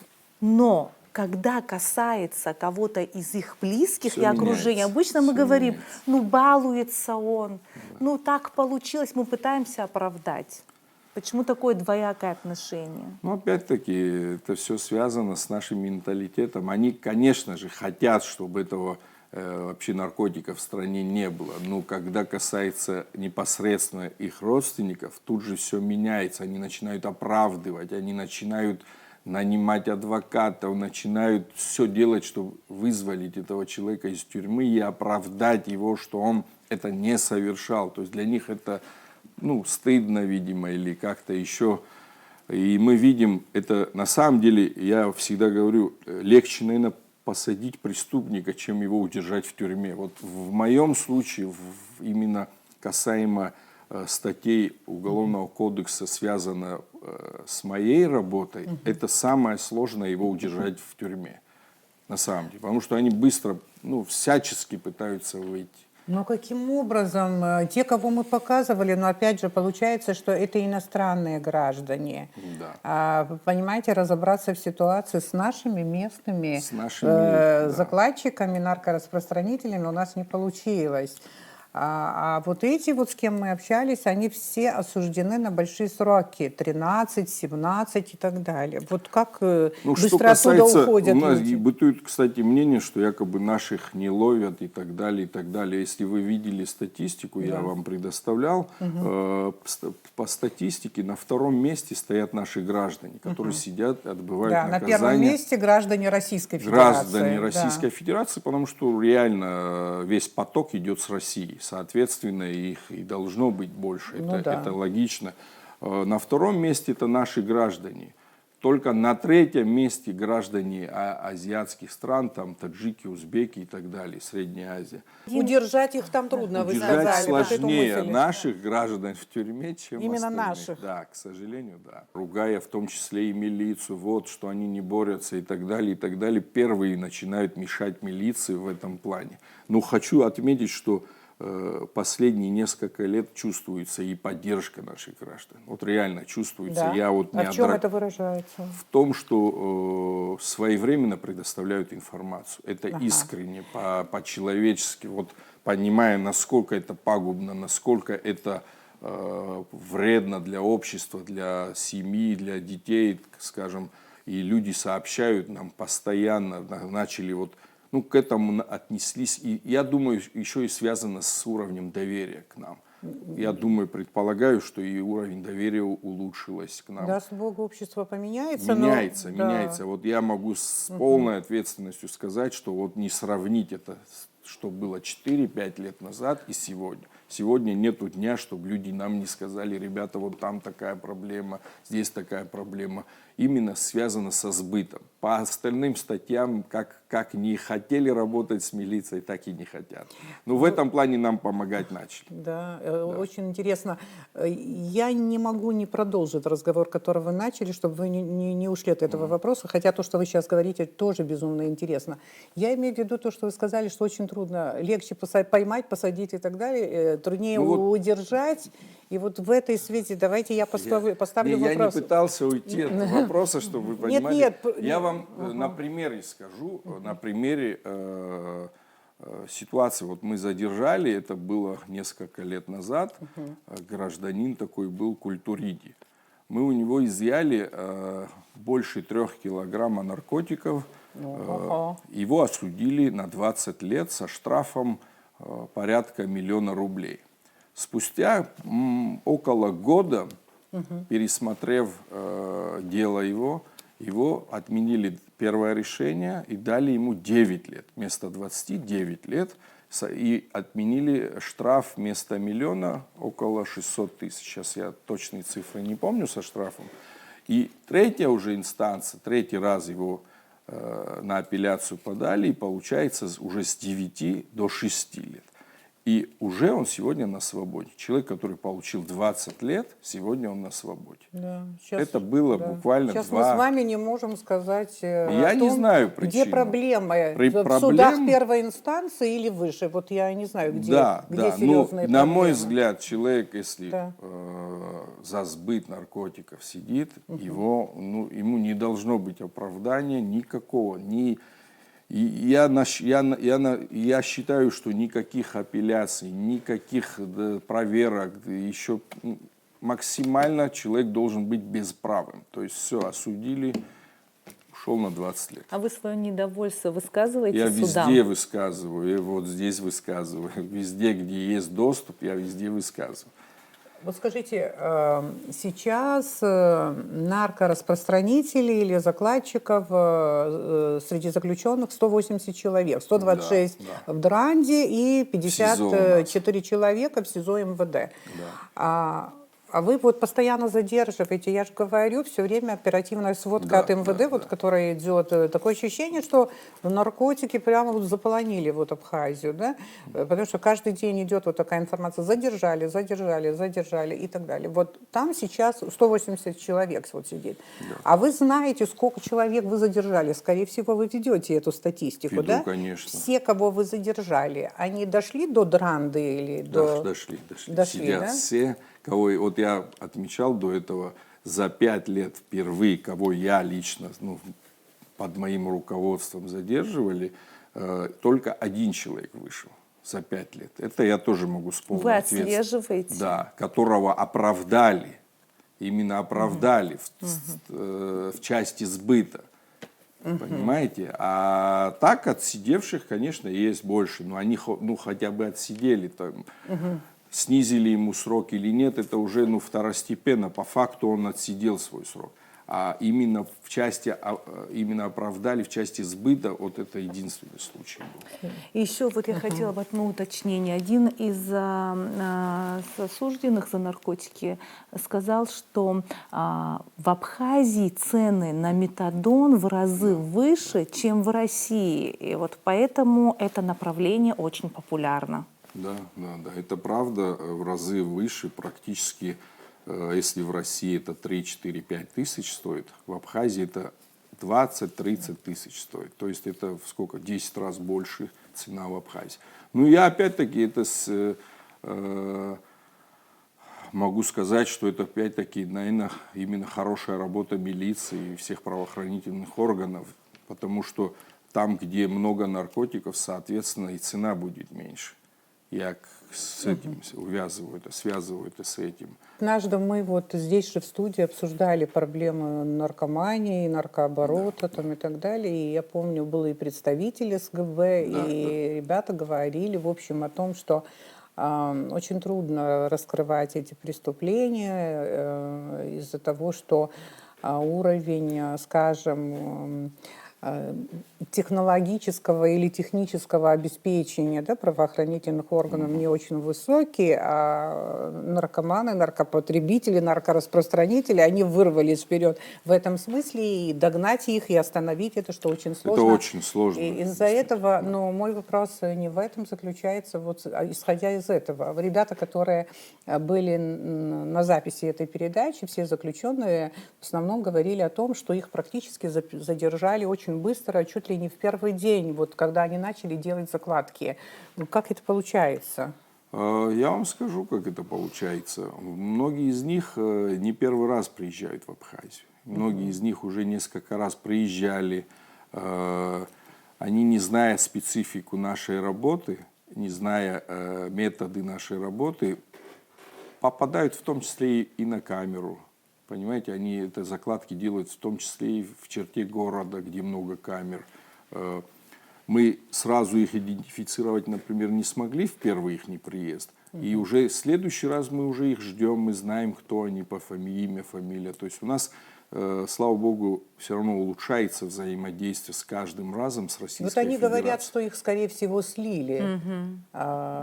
Слить- Но я, правда, не слить понимаю с выгоду. 500 граммов метадона слить барыги, для чего смысл ему его слить? Он сольет его с граммом, чтобы не терять при этом не вес, а вот слить смысл для него какой. Вот я, честно говоря, это тоже увидел, услышал, но для них они не могут понять, почему их поймали в первый же день. Кстати, их не так много кого в первый же день. Вот этот Ну, я крымчанин, Это который один, сказал, два, что никогда не бывал Не в был в Абхазии, он Абхазии. Это даже кто, не- как фамилия, скажите?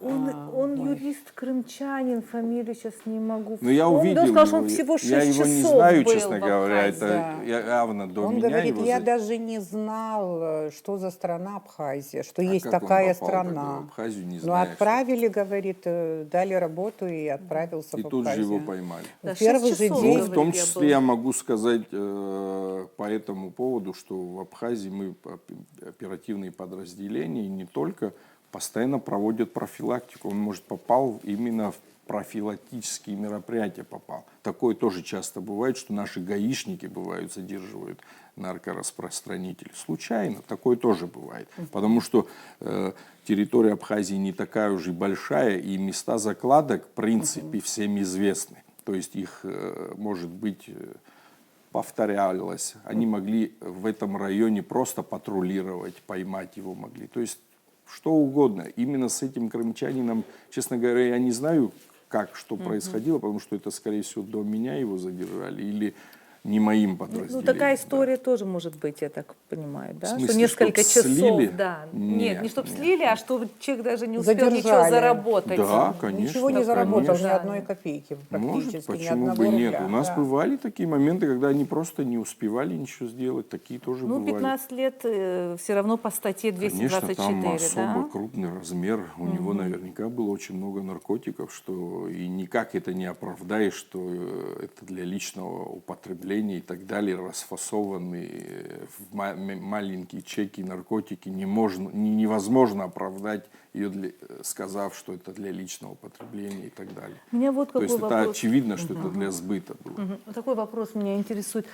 Те, с кем мы общались, они говорили, что они почти ничего не заработали, один сверток стоил 500 рублей, но кто-то, может, заработал там, я не знаю, 3000, 4000, а те, которые миллионы зарабатывают, те, кто их нанимает, что они всегда остаются в тени, выходят сухими из воды, и вот есть у нас люди, которые именно нанимали Конечно. все это. Наркодилеры. Наркодилеры, наркоорганизаторы, Да, все да, это да. как у нас и немало На из крупные задержанных. каналы какие-нибудь удавалось выйти? Конечно, конечно, бы удавалось. Многие из них у нас в ВВС содержатся.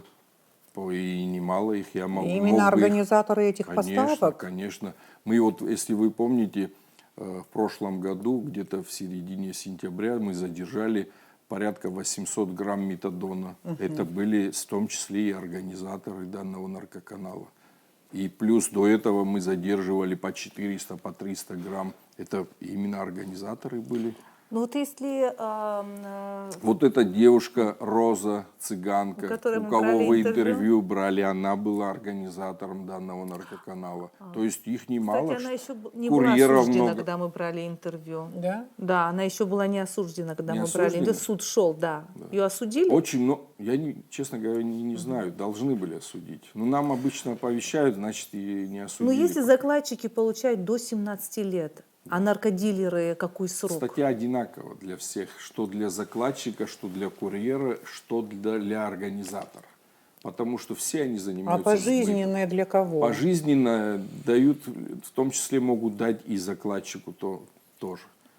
А вот в Абхазии, по-моему, нету сейчас Не в нашей было, тюрьме никак пожизненников. Не было ни разу, Да. еще ни одного не осудили на В 2020 году приняли Да, приняли, закон. но еще ни разу не применяли. Ни одного это. не осудили на пожизненное. Да. Ну а как вы относитесь к тому, что люди требуют пожизненное заключение, чуть ли не смертную казнь требуют? Но как вы Хотите, думаете? честно, я по-другому к этому отношусь. Я считаю, что неотвратимость наказания должно быть, но этот срок должен быть определен. Пожизненный срок и всю жизнь кормить его в абхазской тюрьме, я думаю, нецелесообразно.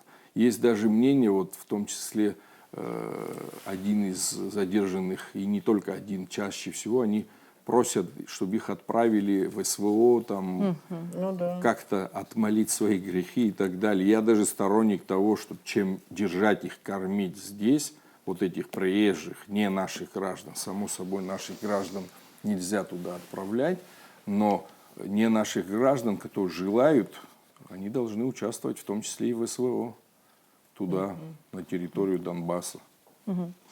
Как вы думаете, сколько человек в Абхазии, если ведете такую статистику, погибает от передозировки? Очень сложно сказать, потому что это опять-таки наш менталитет, опять-таки очень много укрывается, скрывается. Если вы знаете, неоднократно, наверное, тоже слышали, что каким-то образом человек умирает, у него там сердце остановилось и так далее, и родственники скрывают. Семья не озвучивает, Да, им неудобно, скажем семья так. не озвучивает, да, им неприятно это говорить, что у них сын умер от передозировки, и, соответственно, никаких экспертиз судебно-медицинских не проводятся.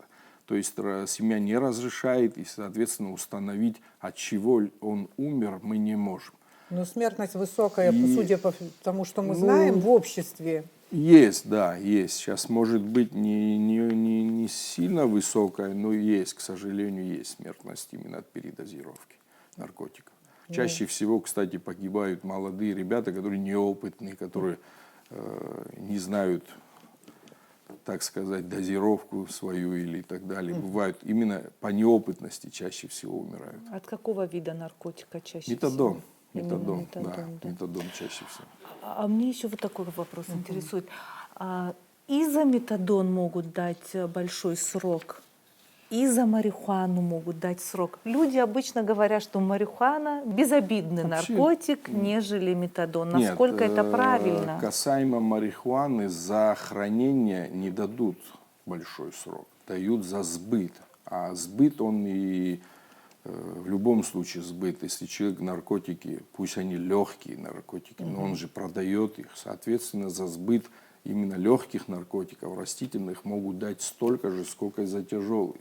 Но с другой стороны, наши любят философствовать, говорят, вот это же легкий наркотик. А вы мне покажите одного наркомана, который сразу с тяжелых начал. Понимаете, они же все с легких начинают и тихо-тихо переходят на тяжелые наркотики. То есть не бывает хороших наркотиков. Наркотик, все, это зло, это нехорошо.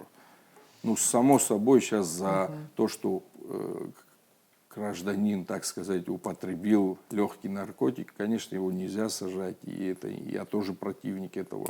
Если вы обратили внимание на статистику, в этой части именно за хранение небольшого количества наркотиков у нас статистика снизилась. В том числе мое управление в этом направлении даже не работает. Мы не привлекаем к ответственности людей, которые употребляют наркотики, которые хранят там небольшое количество. Мы их даже не задерживаем, мы в отношении них даже не проводим мероприятия, потому что у нас своя политика, мы работаем только в отношении лиц, сбывающих наркотики, и все. Когда я еще работала в парламенте, я озвучила впервые, это я помню, необходимость введения пожизненного лишения свободы для наркораспространителей. И, честно говоря, я не то, что прям обосновывала и настаивала на этом. Для меня очень важна была реакция общества, как люди на это отреагируют. Ну да, немножко митинги устроили мне, конечно, начали шуметь прежде всего, кто имел определенное отношение к наркотикам и так далее. Но в тот период не приняли такого решения, но вот в 2020 году, совсем недавно, пришли к этому. Мне интересно, немного времени прошло, но с 2020 года мы никого еще не осудили на пожизненное. Не потому, что я кровожадная и хочу, чтобы это случилось. Нет, вопрос мой не в этом заключается. Вот за этот период, с 2020 года, уже когда везде и всюду узнали о том, что в Абхазии в Уголовный кодекс внесена вот такая вот норма правовая, очень жесткая. Это повлияло дальше на состояние наркоситуации, наркооборота. Вот с 2020 года, если мониторить ситуацию, цифры говорят о чем-то вот в этой связи? Я могу сказать, что, во-первых, они про эту ситуацию даже не знают. Они не информированы, что здесь большие срока даются за сбыт наркотиков, что могут они и на пожизненный срок уйти. в интернете Но они не всё знают. есть. На самом деле в большинстве них они даже не владеют такой информацией. В этом плане, может быть, необходимо было бы даже где-то на территории Российской Федерации озвучить это, как Не, бы, ну чтобы в они интернете знали. все есть. И если человек не- собирается работать закладчиком в абхазском направлении, ехать сюда, и ребята, с кем мы общались, они, кстати, грамотные все. И вот некоторые из них Ну, сколько открыты. из них знало, что за это 15 лет Да. дают? Я Ну, думаю, что мало не у каждого, кто знал. конечно, мы об этом спросили, но там, по-моему, кто-то даже и сказал о том, что он все знал. Когда мы обсуждаем эту тему в своем кругу, и я, и мои друзья, мы все проявляем жесткость в этом вопросе. Никакой пощады не должно быть наркораспространителям. Их надо все в тюрьму, на пожизненное и так далее. Но когда глаза в глаза, это же люди, человеческие судьбы, ну, и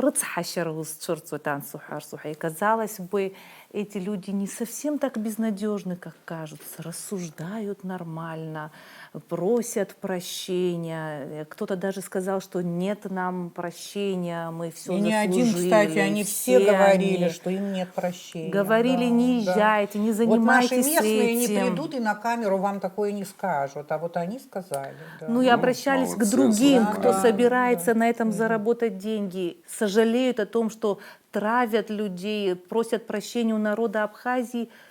Ну, честно говоря, может, мне хотелось верить в то, Ну, что потом эти люди повторно поменяются. попадаются, к Но они сожалению. поменяются, они, Я их, сомневаюсь, их что эта большая история... часть из них поменяется. Там среди них были, которые уже второй раз осуждены, второй раз за сбыт осуждены. То есть никакого Я снисхождения. не верю, что они, ну, какой-то процент наверняка исправится, наверняка одумается, наверняка переосмыслит, но это не такой уж большой процент. Вот как минимум 70% они будут заниматься этим же самым. То есть такого. А что касается наших граждан, все 100%. Потому что Повторно мы наблюдаем придут, да? повторно, однозначно, потому что это большой бизнес, большие деньги, и они соблазняются и опять начинают тем же самым. Все, кто у нас в розыске, например, сегодня они прячутся на территории Российской Федерации. Они уже ранее неоднократно даже были осуждены за эти преступления. Готовясь к этой передаче, к встрече с этой категорией, скажем, заключенных, я начала знакомиться с оперативными сводками последних месяцев.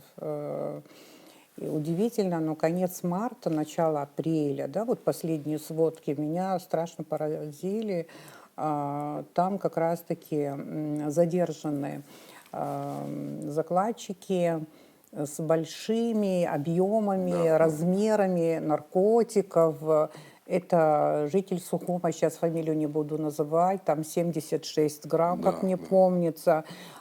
Двое россиян, там 177, кажется, граммов и так далее. Вот какой-то пиковый момент, Сейчас как в будто Гагринском наступил. районе Что-то 400 такое. грамм изъяли, вот буквально несколько дней назад. Да. То есть в общей сложности... Чем это вот такая активизация сейчас вот? Не, это бывает так, периодически бывает, что просто, ну, во-первых, вы учитываете, что мы оперативно работаем и постоянно совершенствуемся, и уровень, профессиональный уровень наших сотрудников постоянно улучшается. Молодые растут, набираются опыта, соответственно, работают лучше. И в этом направлении вы, наверное, наблюдаете, и политика министра внутренних дел, политика руководства нашей страны только нацелена на борьбу, на эффективную борьбу. В этом плане мы только усиливаем напор в противодействии. Соответственно, и есть результаты. Ну, вы уже сказали, самое важное, наверное, в этой практике слово ключевое – это неотвратимость наказания. По-моему, теперь уже я так начинаю понимать, что это даже важнее, чем Именно такая неотвратимость, страшилка, да. как пожизненное лишение свободы. Это важнее. Для меня И- важнее, что он, И пусть похоже, ему что 5 вам не лет нравится дадут, то, что происходит после того, как их осудили, вот один раз осудили, отправили куда положено, да, и что потом ситуация потом меняется. ситуация, к сожалению, со временем меняется. В отношении них бывает, что и срока снижают и так далее, и так далее. Ну, я думаю, повторяться нет смысла. В этом. Тем более, эти Есть люди серьезная повторно проблема, попадают. получается. Проблема есть, да. Есть проблема. Ну, тогда не получается, что вся ваша работа как вода в песок уходит. Ну ничего, мы будем бороться дальше. Что делать? В этом направлении мы никак не снизим напор свой, мы только усилим. И Так что- молодежь у нас очень хорошая растет, в моем управлении очень грамотная, умная молодежь растет. Только вперед. Кстати, я общалась на днях со студентами, со своими студентами, мы обсуждали эту проблему. Да, мы говорим, что молодежь мало смотрит телевизор, но когда касается вот таких скандальных тем, они обязательно посмотрят, да, и вот они интересовались, и я с ними так пообщалась какое-то время. Я должна сказать, что вот ребята сказали, что вот эти, кто занимается борьбой с наркотиками, они работают хорошо. Я говорю, вот эти, которые занимаются борьбой с наркотиками, как они называются? Как называется профильная служба основная? Вот это, правда, они мне не сказали. Они сказали, ГСО, что ли? Как-то вот так. Я говорю, нет, не ГСО.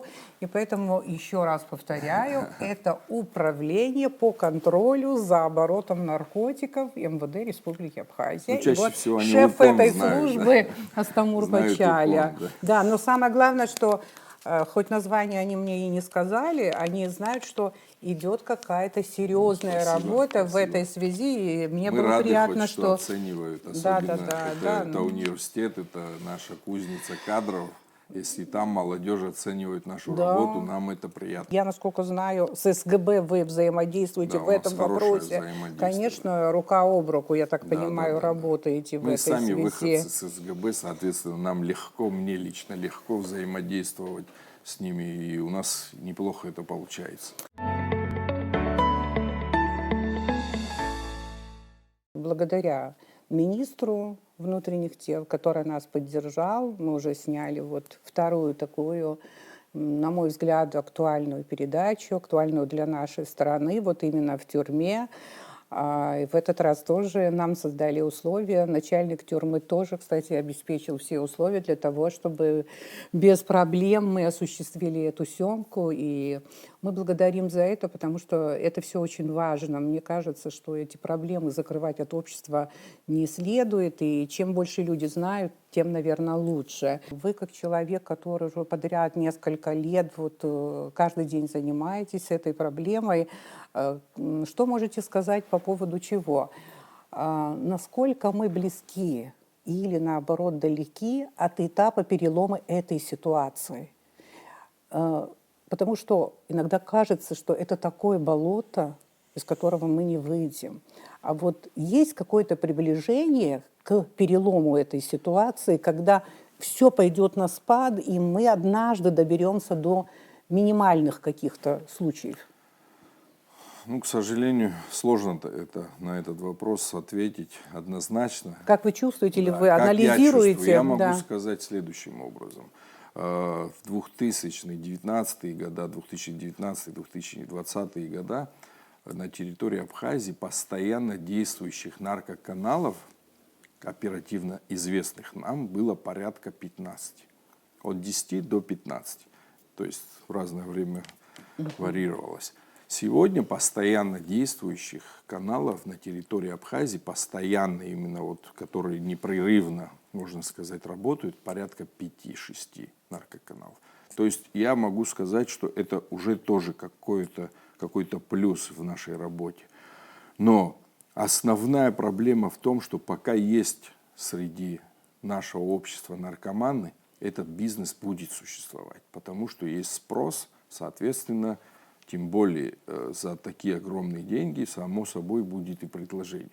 Но проблема в том, что на территории Абхазии нету ни одной клиники, ни одного реабилитационного центра. То есть из числа наркоманов, если мы можем спасти хотя бы 10%, мы должны их спасти. То есть тем самым мы уже на 10% снизим уровень наркотизации Абхазии, нашего общества. То есть хотя бы, если на территории Абхазии было бы несколько реабилитационных центров, несколько клиник, мы бы уже к чему-то пришли бы.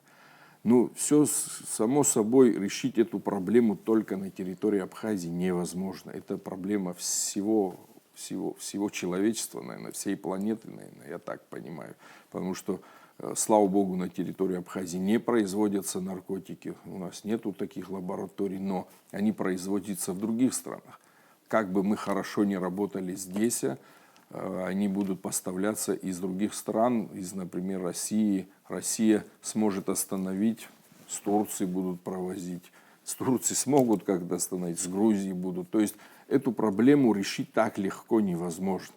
И неоднократно говорил, всего 15 человек с этим злом борются на территории всей республики Абхазия. 15, это ваша команда имеет? Всего, да, нас 15 человек, это включительно и меня. Понимаете? Но это практически на каждый район по 2 человека, если разделить. Но если хотя бы нас удвоить, я думаю, и результатов будет больше. Ну, вот все равно у вас есть определенные достижения. Это налицо. Мы ничего не рапортуем, говорим как есть. Да? Достижения определенные есть. Но за счет чего? Вот технически вы немножко подкрепились. Или же, ну да, и с информацией работаете конечно, хорошо, наверное, конечно, да? Конечно. Мы же, территория не такая уже большая, Абхазия. Мы просто стараемся постоянно, так сказать, ногами многое достигать. Мы постоянно проводим профилактические мероприятия в местах, засадные мероприятия в местах, где эти закладки бывают. То есть мы видим, что есть тенденция в одном и том же месте часто появляется. Значит, соответственно, что надо там находиться, поймать с поличным. То есть много чего, в том числе и технически. Надо понимать, что я вот отмечал, до этого говорил, что и с Россией у нас уже лучше взаимодействие. С каждым годом улучшается взаимодействие. Астамур, дети ваши взрослые? Да, 10 лет и 6 лет. Я почему говорю, если бы сейчас вот, да, вот на этом этапе вашим детям было бы, скажем, 15 лет, 16 лет, 18 лет и так далее, вот как бы вы себя вели бы? Вот я боялся бы, конечно, за них, потому что мало воспитания в семье, это же и общество воспитывает. Как он сможет это перенять? Конечно, это очень страшно, я боюсь, когда они вырастут, как это все будет, но надо стараться, чтобы и общество, и семья воспитывала в детях неприязнь к этой теме, к наркотикам. Слово наркотик для них должно быть уже неприятно. Слово наркоман даже уже должно быть неприятно. Люди должны понимать, либо они прекращают колоться, либо они уже не в социуме, не в обществе. То есть, как бы это грубо ни звучало, но оно так должно быть. Потому что один человек не может уничтожить всех. Мы должны с этим бороться. Мы же видим, что молодежь портится. Это же наша молодежь, это наши дети, наши племянники, наших друзей дети. То есть чужих здесь нет, все наши. И вот эту проблему мы должны решать все вместе. Полагаться только на милицию. Вот милиция пусть борется, мы боремся, что мы можем, что в наших силах мы делаем. Ребята порой сутками домой не возвращаются. Они такие же дети, как и, понимаете, у них свои семьи, у них родители, они их порой не видят. Но если бы общество больше, жестче порицало бы, больше реагировало бы, я думаю, у нас был бы еще больше успех. Лет, наверное, 15 назад парламент принял очень интересное, очень серьезное постановление вот как раз-таки по проблеме борьбы с наркооборотом незаконным и так далее. Вот как раз, когда мы тогда спорили, хотели ужесточить законодательство, все закончилось тем, что парламент принял это постановление, где было понимание необходимости комплексного подхода и комплексного решения этой проблемы. Вы уже практически сказали, не ссылаясь на это постановление, потому что то, что вы говорите, что ни одного реабилитационного центра нет, и практически как бы никакой такой поддержки и помощи, другого плана нет, кроме как вот эта борьба. Служба должна бороться, а вот дальше что? К великому сожалению, это постановление забыто, но мне кажется, что надо вытащить это постановление, и заново ничего изобретать не надо, потому что это было время хороших юристов, кстати говоря. Это когда Владимир Начач работал в парламенте и так далее. Я сейчас не помню, кто именно работал над этим постановлением, но оно очень серьезное, и, в принципе, его можно найти и почитать, и использовать, наверное, уже, ну, теперь тоже, в общем-то, не изобретая велосипед. В этой истории очень много грустного. Родители, чьи дети наркоманы, насколько они несчастны. Можно сказать, что безрадостная у них жизнь, потому как они не знают, когда у сына будет передозировка. Это трагедия в семье. Сами наркоманы, несчастные люди, которые, может быть, попали не в то общество, баловались, а потом подсели на эту иглу, и все остальное, других целей у них в жизни нет, чем достать. И в этом надо им помочь, надо их вытащить с этого. Да, и, наверное, я не могу понять людей, которые зарабатывают на этом. Ну как на такие деньги можно жить вообще? Но мне в этой истории нравится, что вы открыто об этом говорите. Вы никогда не отказываете нам в информации, не отказываете в интервью. Мы верим, что вы на самом деле реально воюете с этой бедой. Честно. Честно. Честно. Это важно, чтобы это было честно. Это очень важно, потому что мы должны обезопасить своих детей.